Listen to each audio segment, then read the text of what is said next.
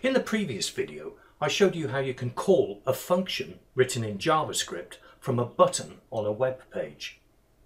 In this video, I'm going to show you how you can capture information from the user by means of a web form. We're not going to do anything in particular with this information. For example, we're not going to post it to a server. I'll talk about that another time. For now, let's just focus on capturing the data, displaying it on the page, and later I'll show you how you can validate that data. Let's change the comment at the top of the page first. And now I'm going to put a form into the body section of the web page. That's the opening and closing form tag, and between them I'm going to put a control into which the user can type their name.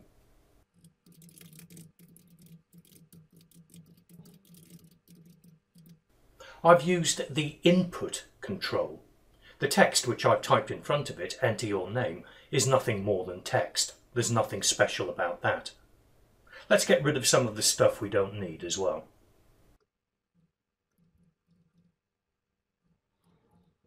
And let's see how it looks in the browser. There's my text, enter your name, and there's my input box. I can type into it, but it doesn't do anything yet. Let's put a button on the form as well.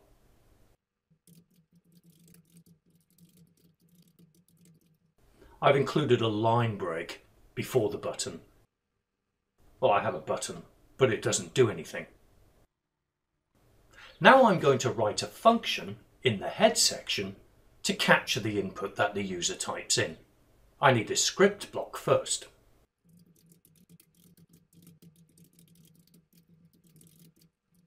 And inside the script block, I'll define a function. Now inside my function, I want to get a hold of some of the data on the form. So I need to give the form an identifier in order that I can refer to it.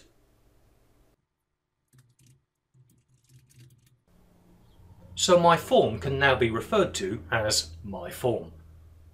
And I'm going to display the contents of the input control in an alert box. Semicolon on the end of the line. I'll explain that in just a moment. But look at the syntax of the command.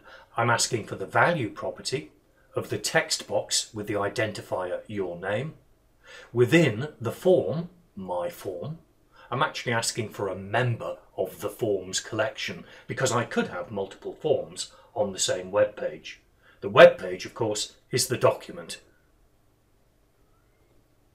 Now I need to call my function when the button is clicked.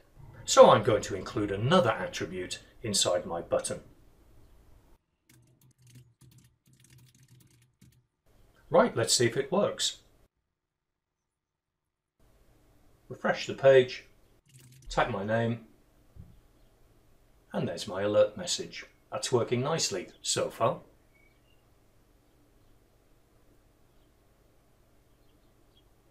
Rather than the alert message, or indeed as well as the alert message, I could actually put the input back onto the page. We saw this in the previous video.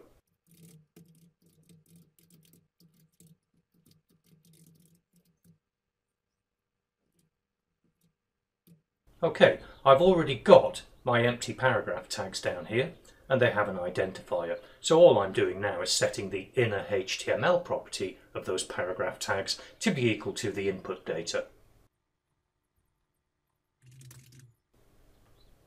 So I have my alert, and it's appeared on the page as well. Now my program's starting to look a little bit messy because I'm duplicating the same text. What I'm going to do is use a variable to collect the input from the form. I'll call it message.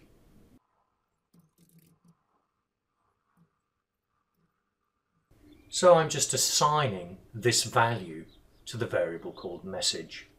And then I can output the contents of the variable using the alert command.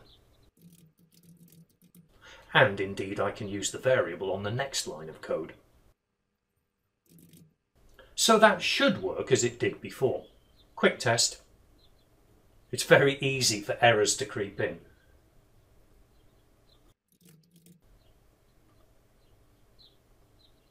and that's still okay. Now that I've got a few lines of code in my function, it's probably worth mentioning the semicolon that you see on the end of each line. Remember, I told you that when a web page is delivered to the browser, it comes in a character at a time. So the browser needs some way of knowing where the end of each line is. I'm just going to mess this up a little bit by getting rid of the line breaks which I've typed. I'm going to keep all of the characters I've typed though. It's the same program, it's all on one line now, but it will work exactly as it did before. That's because the browser isn't looking for line breaks in the page, it's looking for those semicolons. You could, theoretically, write your entire web page as one big long line of text, but of course that wouldn't be very easy to work with. Let's put it back the way it was. Right, now I'm going to enhance my message a little bit, just to make it a bit more interesting.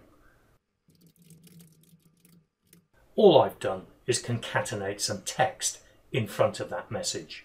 And this is probably a good time to mention a JavaScript convention. I can use double quotes as I've done here. It's a habit I've got into because I do a lot of programming in Visual Basic. But in JavaScript, your text strings should really be enclosed inside single quotes. So let's just change that. Another thing I want to do is define a label. Rather than just having text here, enter your name, I'm going to make this a label control.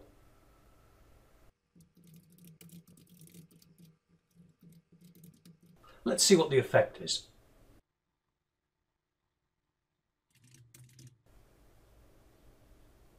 My message is a little bit friendlier.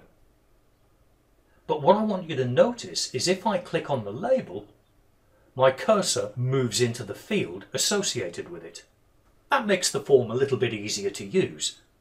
Another benefit is that it makes it easier for text readers to decide where a field label is. Right, now that we have a simple input form, let's add a few more controls. Let's capture some more information from the user. Let's begin by capturing the first name and the last name separately.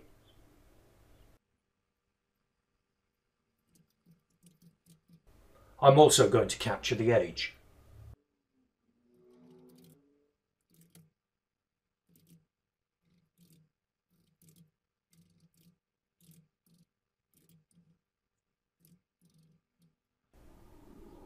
I'm keeping all of my IDs in lowercase. That will make programming easier for me.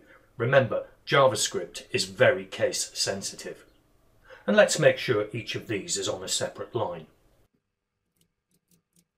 I've just copied and pasted my line break tag. What I'd like to do now is capture the gender, and I'm going to do this using radio buttons. As before, I need a label.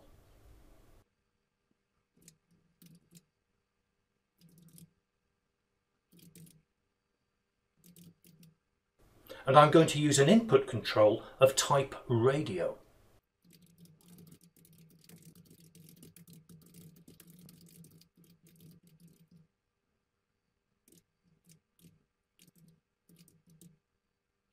I'm sticking with male and female. If you want to add some extra genders, that's up to you.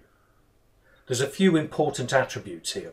The name is what connects these two radio buttons together, because you could have multiple sets of radio buttons on the form, and you don't want them all to behave as if they were in the same group. Each radio button also has an ID, which is important to get a hold of it programmatically, and it has a value. Now let's have a drop-down list. I'm going to use this to allow the user to select their occupation.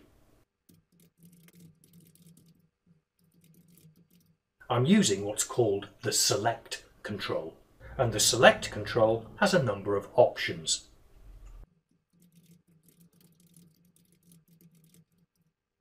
I believe a tinker is somebody who makes and fixes shoes.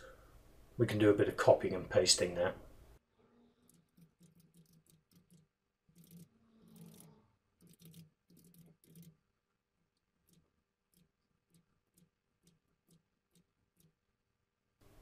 tinker tailor, soldier sailor, astronaut, and there's one occupation that we must not forget.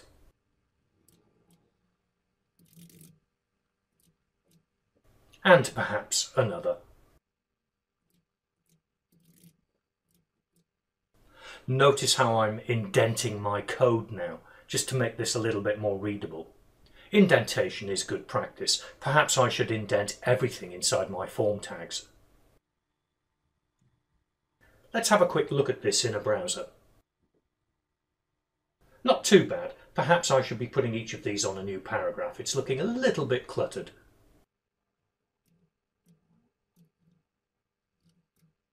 Paragraph tags normally come in pairs, but you can use them individually like this. A little less cramped. There are my occupation options. I could do with a label for that, couldn't I?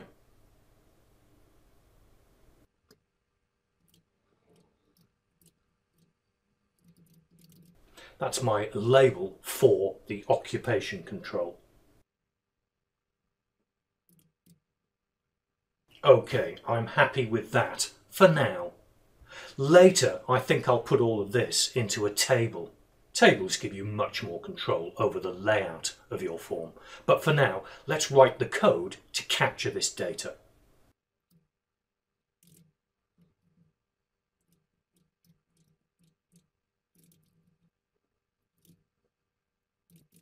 Notice that I only have one semicolon here because this is all the same line.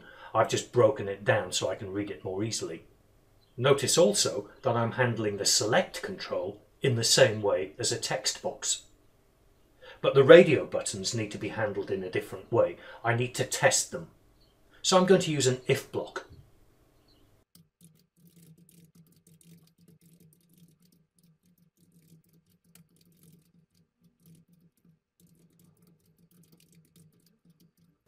You can indent this if it helps. Okay, so what have I done? I'm testing the checked property of the radio button with the ID male on my form. If the radio button has been selected, the checked property is true. What I'm really asking here is if document forms my form male checked equals true. But this can be expressed like I've done here. If it is selected, then I concatenate male to my existing message. Notice the syntax plus equal. That's the same as saying message equals whatever it used to be and then some more. The plus equal syntax is a nice way of doing it. And actually, to get into good habits, I should really be enclosing that string in single quotes. Okay, so if male is checked, we include the text male at the end of the message. Otherwise, we include the text female. Now, thinking about this, if neither of the radio buttons is checked, then female will be included at the end of the text. So what I'd really like to do is make one of those radio buttons the default. I've simply specified that male is checked to begin with.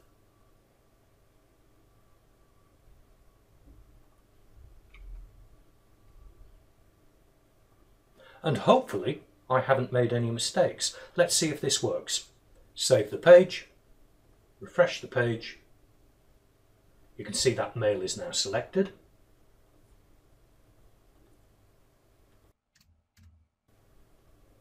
And you can see that these are mutually exclusive. And there's my input data being displayed in an alert box. And there it is on the page. It could do with a little bit of tidying up, couldn't it?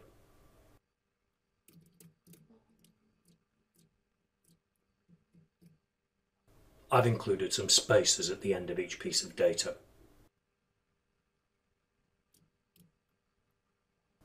That's better. Now I recommend that you give this a try yourself. Try out these different form controls, collect the data and display it either on the web page or in an alert box. You might also like to do a bit of research and find out what other form controls are available. It's up to you. Play around with it, but build it up a bit at a time and test it as you go along. Try and shake out the bugs as they arise.